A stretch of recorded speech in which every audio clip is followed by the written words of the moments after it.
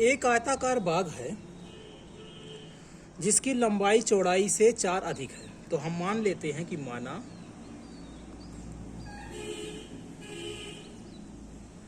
बाग की लंबाई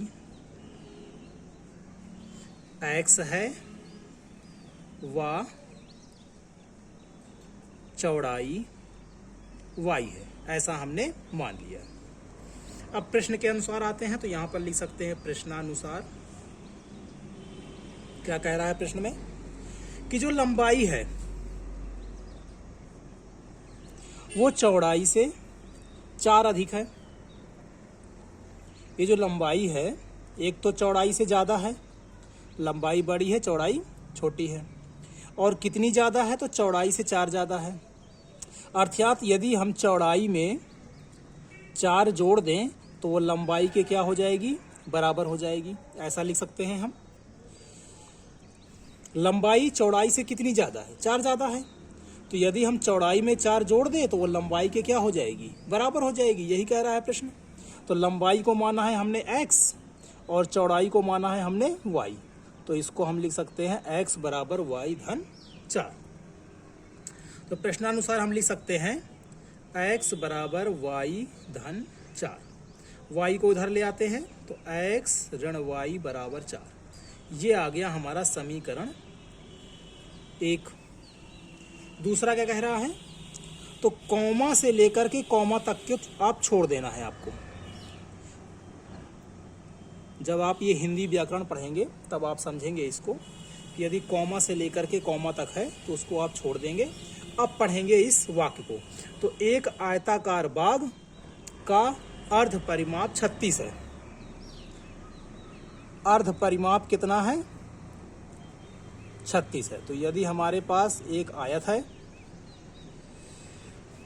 है तो उसका परिमाप कितना होगा, उसका परिमाप हो जाएगा, सूत्र आपने पढ़ा होगा, 2 कोष्ठक लंबाई धन चौड़ाई, यही पढ़ा है।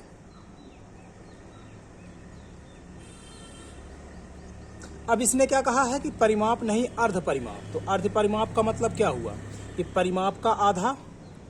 अर्ध परिमाप का मतलब क्या हुआ, परिमाप का आधा, यही अर्ध परिमाप होगा। और यही अर्ध परिमाप किसके बराबर है, 36 के बराबर है। तो इसको हम 36 के बराबर लिख सकते हैं। परिमाप का आधा किया मतलब 2 से भाग दिया।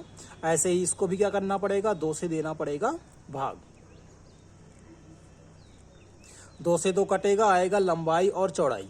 तो लंबाई कितनी है, x माना है हमने, चौड़ाई कितना माना है y, और इधर कितना आ गया 36। अर्थात x धन y बराबर कितना दिया हुआ है, 36। तो 2 समीकरण है हमारे पास। बाग की विमाएं ज्ञात करनी है और कौन से विधि से ज्ञात करनी है, तो इनको याद करना है हमें ग्राफिकल विधि से, ग्राफ बना करके।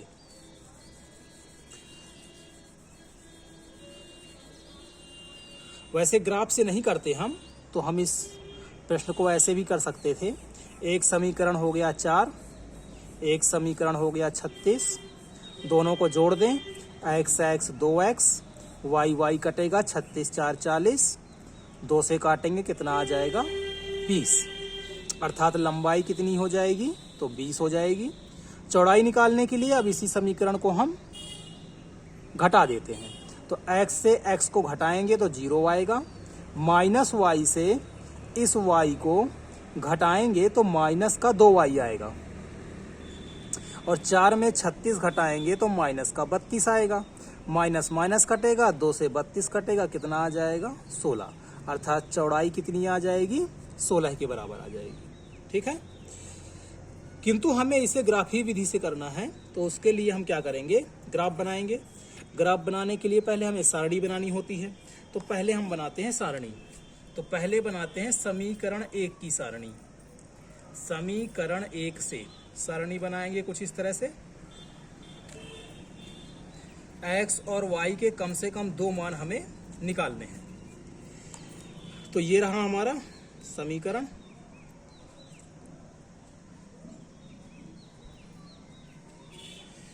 एक बार x को 0 लेते हैं तो y कितना आ जाएगा, 0 हट जाएगा, माइनस इधर आएगा तो माइनस का 4। अर्थात जब हमने x को लिया 0 तो y कितना आ गया, ऋण का 4। दोबारा में हम y को 0 ले लेते हैं तो y को लिया 0, बाकी समीकरण में जो जो थे उनको बिल्कुल उसी तरह से लिख दिया। 0 हट सकता है तो x बराबर कितना आ गया, 4। तो इसके 3 मान भी हम ले सकते थे, पर 2 मान से ही हमारा जो है रेखा का समीकरण बन जाएगा, इसलिए हम 2 ही मान लेते हैं। तो जैसे समीकरण 1 से किया है वही काम हमें समीकरण 2 से भी करना है। तो समीकरण 2 से क्या कह रहा है, समीकरण 2 में x धन y बराबर 36। तो एक बार x को 0 तो y कितना आएगा, 36, और एक बार हम ले लेते हैं y को 0 तो भी x कितना आएगा, 36। अर्थात यदि हम इसकी सारणी बनाएं तो x को लिया 0 तो y कितना आया, 36, और उसी तरह से हमने y को लिया 0 तो x कितना आया, 36। अब इसका ग्राफ बना देंगे। मान देख सकते हैं 36 है, अर्थात बनाने के लिए हमें थोड़ा सा 5-5 की गैपिंग ले लेते हैं इसमें। तो हमने लिया यहाँ पर 5, 10, 15, 20, 25, इसी तरह से यहाँ पर भी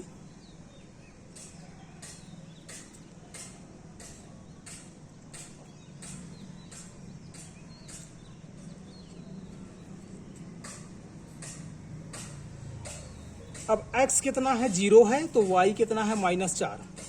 तो x 0 अर्थात यहाँ पर y ऋण का 4, ऋण का कहाँ आएगा, नीचे आएगा,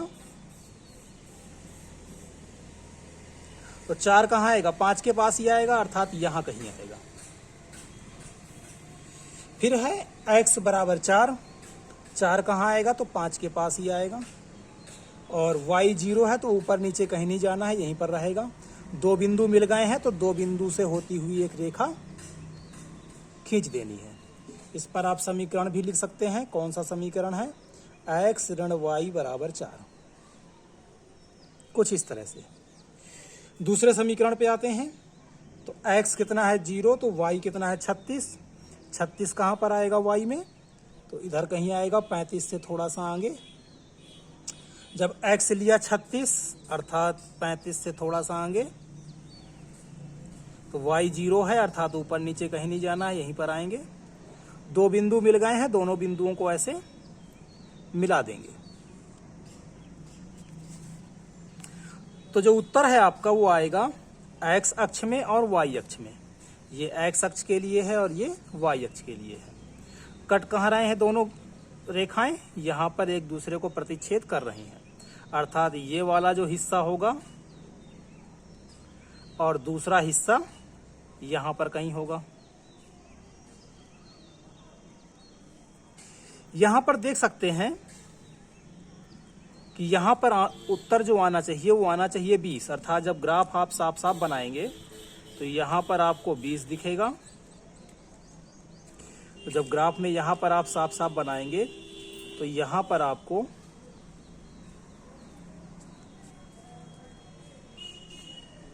15 से थोड़ा ऊपर 16, और यहाँ हो जाएगा आपका 20, कुछ इस तरह से, क्योंकि यही आंसर आपका आना पड़ेगा। तो x अक्ष पर कितना है, 20, अर्थात लंबाई कितनी हो जाएगी, 20, और y अक्ष पर कितना है, 16, तो चौड़ाई कितनी हो जाएगी, 16। यहाँ पर आप पैमाना भी लिख सकते हैं। तो पैमाना लिखने के लिए